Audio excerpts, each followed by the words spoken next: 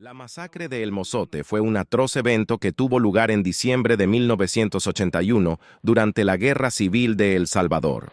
Las Fuerzas Armadas salvadoreñas llevaron a cabo una operación militar en la aldea de El Mozote y sus alrededores, en la que asesinaron brutalmente a más de 800 personas, la mayoría de las cuales eran mujeres, niños y ancianos.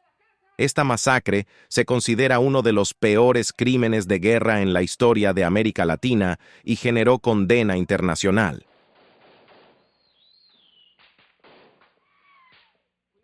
Pero, ¿cómo sucedió todo esto?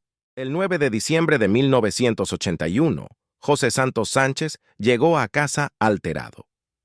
Dijo que había escuchado rumores de que los militares entrarían a la zona y pidió a su esposa, María Inés Martínez, que salieran de la casa. El Salvador se desangraba en una guerra civil que dejó al menos 75,000 víctimas. Era una lucha fratricida entre el ejército y la guerrilla del Frente Farabundo Martí de Liberación Nacional, FMLN. Los militares tenían la orden de arrasar con lo que suponían eran comunistas que intentaban asaltar el poder en el país. Los campesinos estaban entre los principales objetivos señalados de dar protección a la insurgencia, que tenía fuerte presencia en la zona.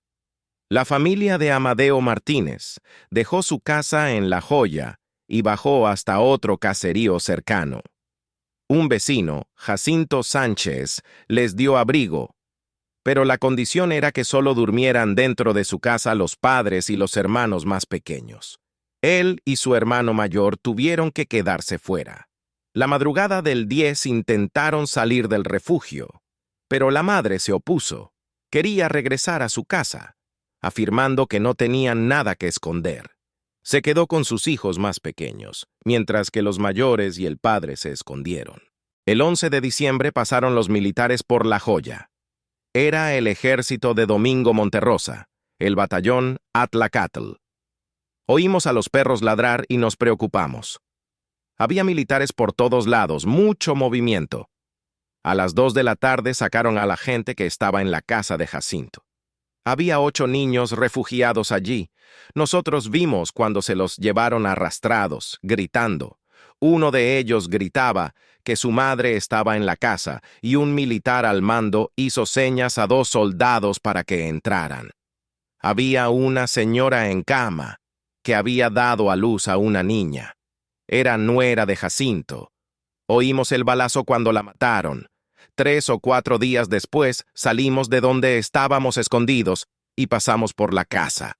Ella estaba en la cama y la niña con un cuchillo enterrado en la garganta. Con la sangre escribieron en las paredes del cuarto: un niño muerto, un guerrillero menos. Era un angelito. No entendemos por qué lo hicieron, relata Martínez. ¿Por qué es la pregunta que durante 40 años se han repetido los supervivientes de El Mozote, La Joya y Los Toriles, aldeas localizadas al norte del departamento de Morazán, donde fue perpetrada la masacre? La periodista Alma Guillermo Prieto fue una de las primeras reporteras en llegar hasta la región y narró en una crónica para The Washington Post lo ocurrido. La guerrilla, que controla zonas extensas de la provincia de Morazán, nos condujo hasta el pueblo, ahora desierto, y nos mostró las ruinas de decenas de casas de adobe que, según ellos y los sobrevivientes, fueron destruidas por las tropas. Aún se ven los cuerpos en descomposición debajo de las ruinas y en los campos aledaños, a pesar de que ha pasado un mes desde el incidente. Relató en el texto publicado el 27 de diciembre. El relato coincide con el de Amadeo.